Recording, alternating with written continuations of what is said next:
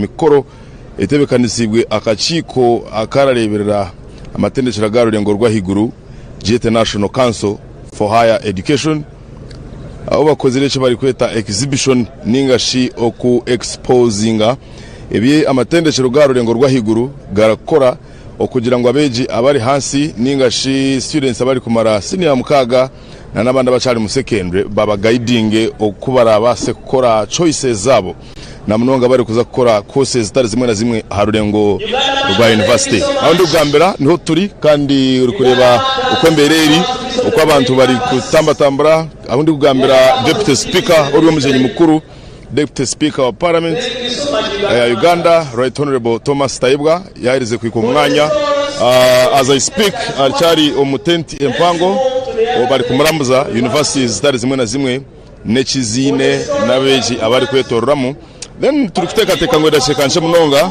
yaza kumaraho yamara ashohore araza kwija ashtame hanuya aho bamutebekanisize aharagumize muganirana nabeji na stakeholders abatebekanise kandi hamwe na universities zitari zimwe na zimwe nabwe cyo gomanitwe okuja mu byona tubikwisyeho okora kureba compound nembera ni kweri kandi abantu bona barije bizima bashemerirwe abeji bari kugira ngo ekibarenda bakibona bari kutunga enough guidance okugira ngo bari kubahabura aho bari kwika yaba Nevada University yaba Mbarara University of Science and Technology abeji bari kuhaburwa omweji kwenda kumanya kwarenda kubumushaho araza kutwara subjects ziha izaratemwa amani okugira ngo abarizo yakora na nebindi bityo universities zitari zimwe na zimwe then tuyineho na National Council for Higher Education officials abakuru kuruga National Council for Higher Education abari kugenomisho no gukora umurimo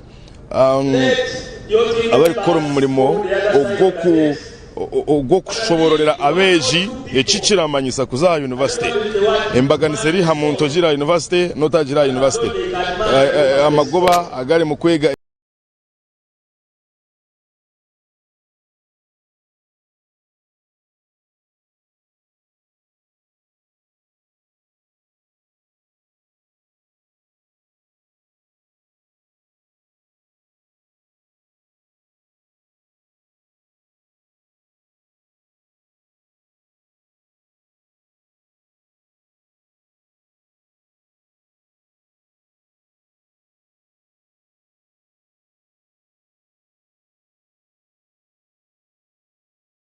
eri live turi live ningashe turiho buterevu turiho butunu okugira ngo tubikwisyeho ukukiri kuba hatariho kubanza twakora eki hatariho kubanza twagira ngo katwata kwate mapana eji ne mikoro eriho live kandi uri kureba hanu ya tayari west nyewendi samwe nyine kandi urugendo misho no kwisyaho byinji ebiri kutambura hanu ya umuchayi Kamukuzi aha moves compound ya mobs no kugira ngo byona bigendeje munonga nabwe cyo murebi witu twenda kumanyisa ku hati twanguhize ho buhereza buri kimwe cyo na ecokuta emukoro gwawe live tushine kandi irakubamanyisa ngo tushire na Afro Mobile ejo ni app eyibara downloadinga mu simu yawe kurabira ha Google Play Store hamwe na Apple Store na mnoge mu barakoresa amasimu aga iPhone okugira ngo downloading application ejo then you can watch the TV online on your phone then abandi all the channels zifite zihindukire na buri kimwe cyona kirije nkoku tutire turi kukibayisaho nawe cyo ntwenda kubibariza kimwe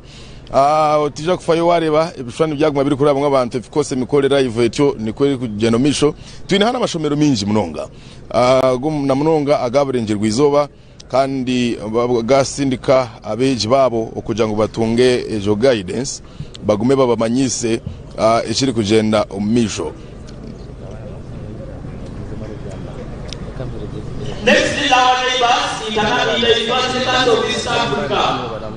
Aha. Nikwebiri bityo kandi turazaguma kubahereza buri kimwe cyo na eshira ikaha. Isenke ntegereze ngungire abaguma bari kumpikaho then we can talk to them kugira ngo tumanye ejo babasize kuganyirwamo na munonga ngibonka beji bari kushanga yabana byo baratekateka na nebindi. Abana beji abishomero bamara kutunga briefing hanuya umutenti yo kubashira barabatwara umega tent kuriya baratungira okushomesebwa ningashi okwejesebwa byona ibiragendo misho no kutambura okugira ngo bayikaho aha university emwe ho stage ingire babashobororere cyenyine eki barakora rero kandi bagumizemo no kubyetegereza nabwo eco turaza kufuna abantu bamwe tuganireho nabo mpora sebo yebari nakushemerera niba bareto Nibanyata Prince Joram katuranze mu kamera kuriya okugira ndai bakurebe hata yari West TV nakushemererwa Prince Joram biribita tibine shonga sebo ishomero barayetari ishomero nibageta St Augustine Minor Seminary Ntungamo St Augustine Minor Seminary Ntungamo murya mwijire yesterday ninga mwijirizo twijirizo bo mukasheshe okay now mwisha kugira ngo mwisha muri nakitekateko kimwe what was your expectation ninga mwisha muri kutekateka ngo hariho cherizo twijja turi kutekateka ngo hariho career guidance to be guided upon our careers nico mwashanjire ninga mukachishireho nico twashanjire kurugera abe batugambira okay topic ni yeri hombweno uri mushaka ngahiwe ko muntu yo mu senior 4 uri kutekateka ngo wayika ko A level ukore combination ya tekateka kutwara PM uri mu science very good twakushemererwa so mwenu hariho university yiwatayireho kugira ngo ekushoborerere wabonenda kuba mu science urakora ki eshineki kugira ngo hinabo wayishire kugira ngo bakushoborerere ashire ubuna Israel zo nabo ndahikenganiro nabo rero ndebe ntekateka yanje ko ndajikeho yabari munonko ogwe ni Prince Joram from St Augustine Minor Seminary Ntungamo Rwera Parish naza ko chance uramutse abantu bari kureba na munonga bo muko bagira uti ndo hatayari nenda musa abazire banje kuruga kabare nenda musa na guide uraruga kabare nkahimwa kabare Buhara Parish Buhara waba fact zamani oko nashinga okay nenda musa ho na guide wanje uri kushashara school fees Principal Gideon right okay let's know your names. My name is Abenito Maclean. Abenito Maclean how from which school? I'm from Revival Girls High School.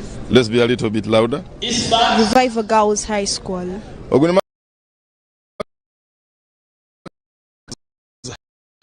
High school twine ishomero arikubaho kandi ngo baze kutunga guidance umutente pango munda ubundi basakora batanga ico ncitireka barabeho then tugumizemo na you said Maclean.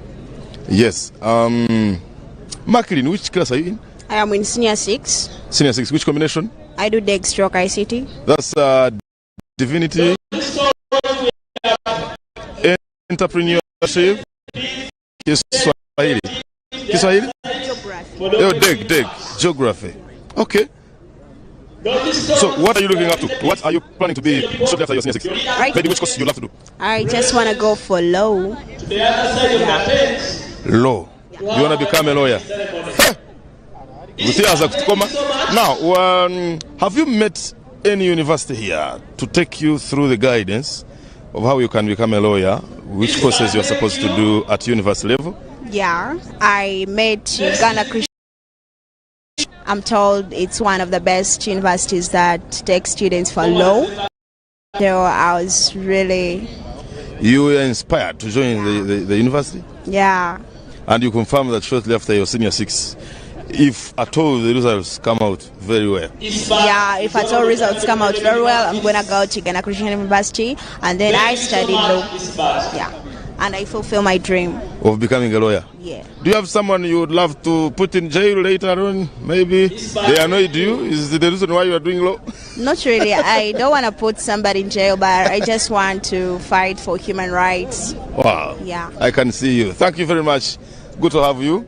I wanted to know where you exactly come from, and then I could give you a chance to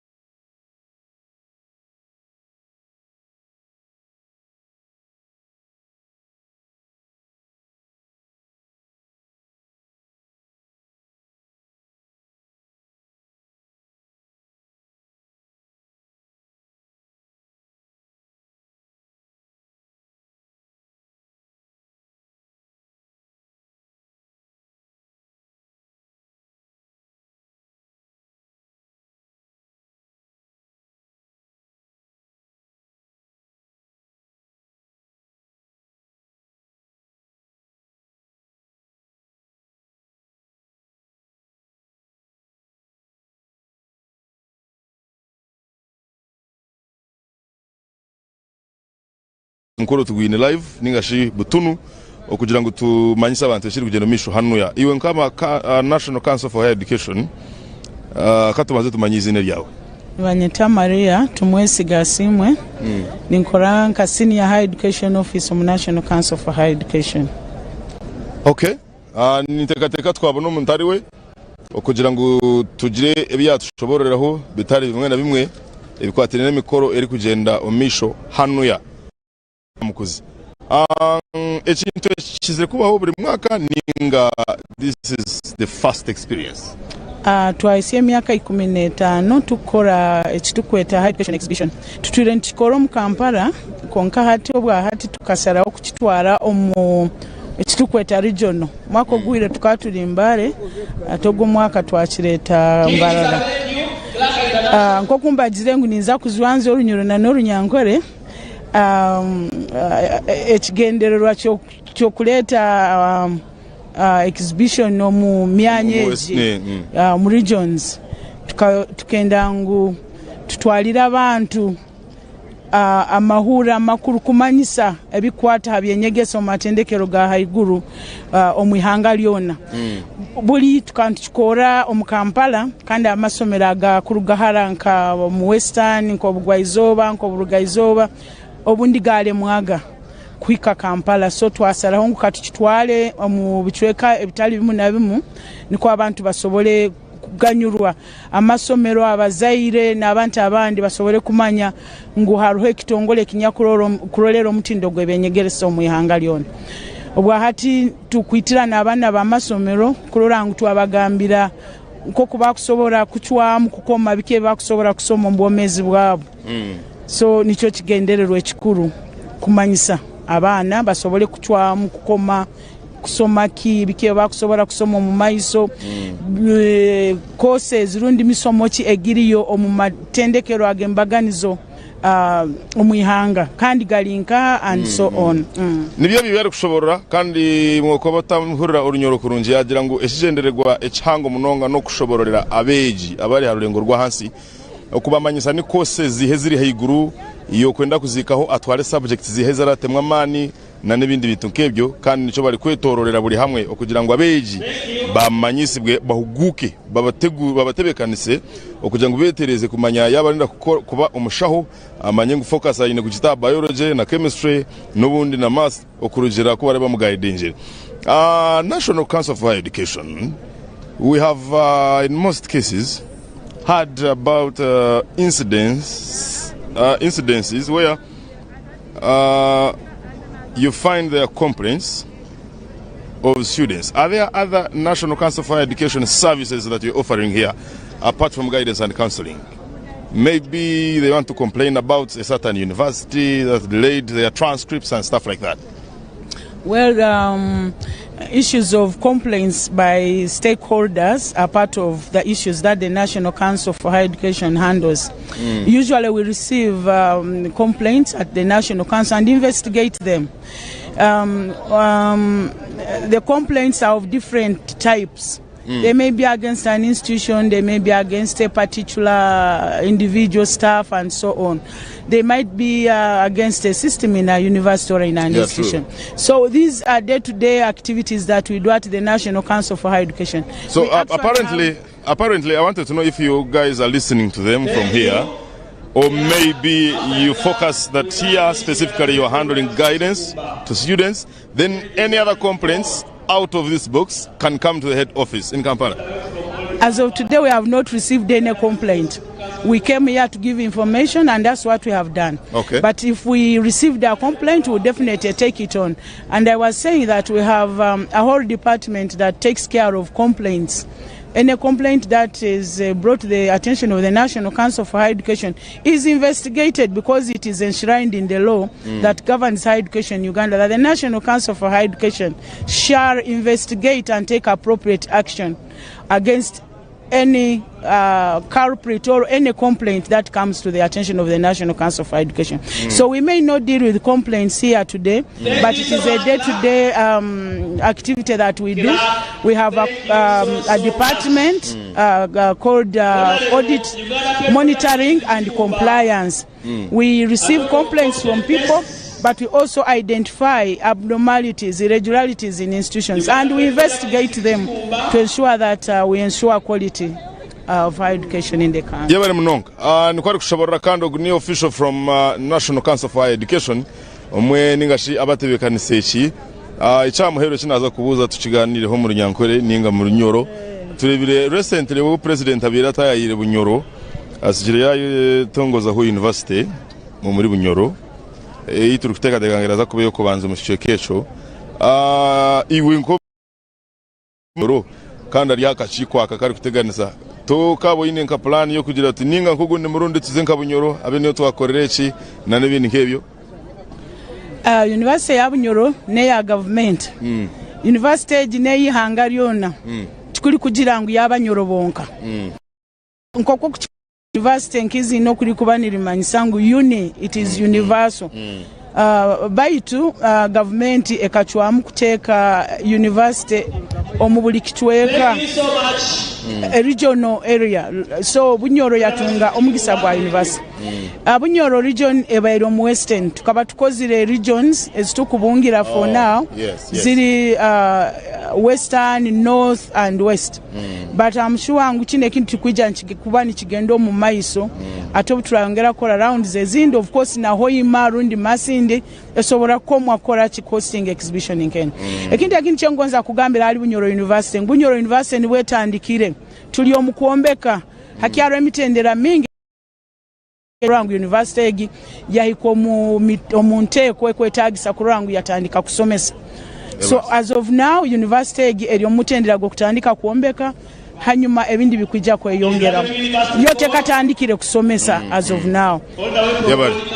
Yabare twamushemererwa tukusemereirwe muno webare kutwakaire kawe we wish you the best. I will ask you to kindly proceed with the rest of the program. Yabare munonga nikwetu tusyo akandi turugumiza mpora hanu ya tayari west yabare munonga kuba nitwe turukuteka ngo deputy speaker shayo naraza kumara orambro then yamara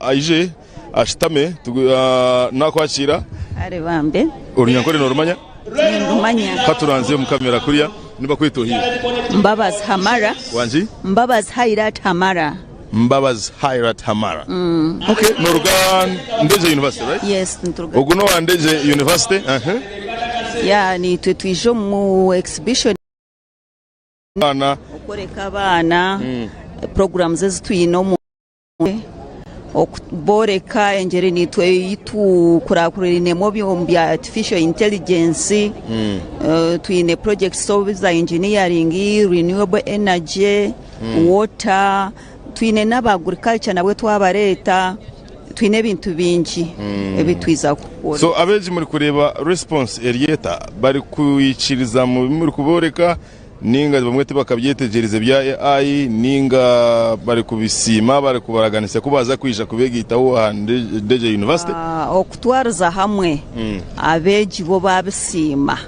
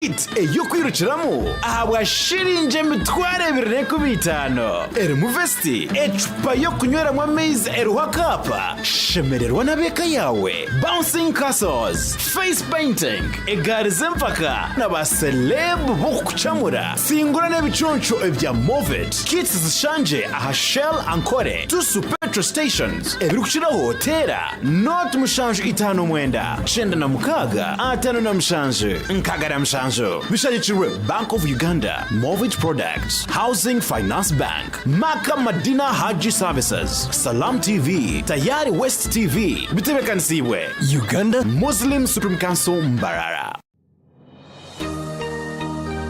Otaferwa, aha Tayari West.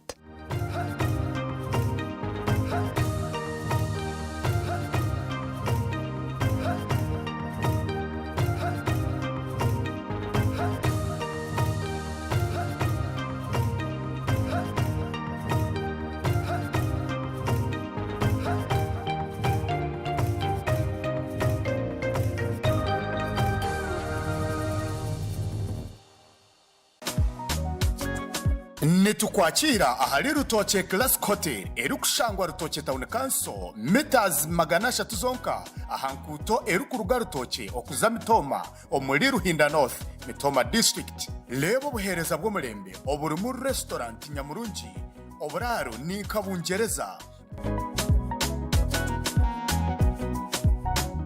ebara erumu buri kimwe cyona bine sauna na steam rero garden zembaga rugogoma conference hall yonesitamisha abantu enkuyanza ebyo kurya eby'ekinyankore hamwe n'ekifirika byona no bishangaha ebyo kwerinda hamwanyogo norarotera rikirire buzima tera SMS okumanya biri kukiraho note mushanju 2 2 09 ninga tera note mushanju note 5 5 makumyana rutoche Classic Hotel buzima reba niyo nungera kusingayo.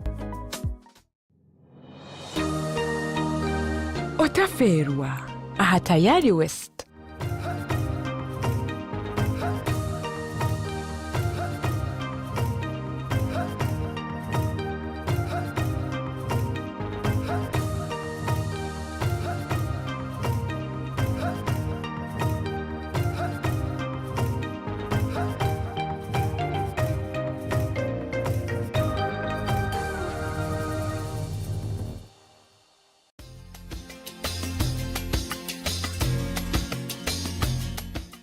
بسم الله الرحمن الرحيم الحمد لله وكفى ثم الصلاة والسلام على أشرف المرسلين محمد بن عبد الله صلوات الله ربي وسلامه وبركاته عليه وآله وأصحابه أجمعين عباد الله أوصي نفسي وإياكم بتقوى الله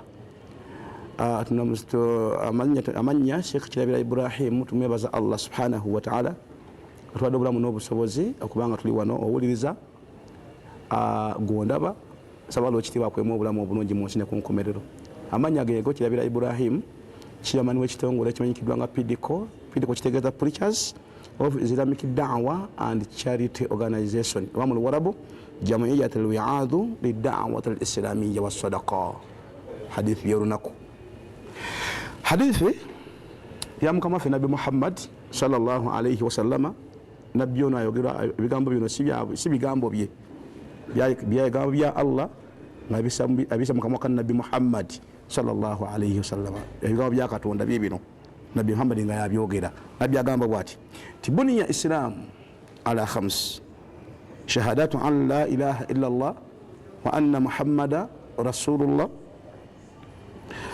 وإقام الصلاة وإيتاء الزكاة وحج لبيت الله يعني بيت الله حرام وصوم رمضان متفق عليه Nabi sallallahu alaihi wasallam hadithina akutugamba tyobusilamu buno bwazimbibwa ku mpaji eza mpaji 5 empaji zintana kubwazimbibwa obusilamu empaji esooka shahadatu alla ilaha illa Allah ekukiriza mu mutima gwo niyatula n'olulimi lwo titewali kisinzibwa mu butuufu bwakusinzibwa okujjako Allah bwe yasinza kitali Allah asinza kikyamu asinzibwa mutuufu ye Allah subhanahu wa ta'ala buli asinza batosinza Allah no olimba empaji yokubiri ikamu swala kuyimirizaawo swala 5 ezabuulira olunaku subuhi zuhuri asiri nagalebi isha nga bwe tuzimanyi ffenna tukimanya empaji eyokusatu ita zaka kutoola musolo gwa ddiini musolo gw'eddiini empaji eyokuna hajju libaitillah man istataa ilaihi sabila kwe kulambula ennyumba ya mukama katonda ennyumba kaaba man istataa ilaihi sabila eryo yaba asobola alina obusobozi okukwata ekkubo erigenda gyeri yani fuka haji fuka hajati bwe gwewulira nti afuuse haji wa hajati empaji yaba agituukiriza empaji eyokuta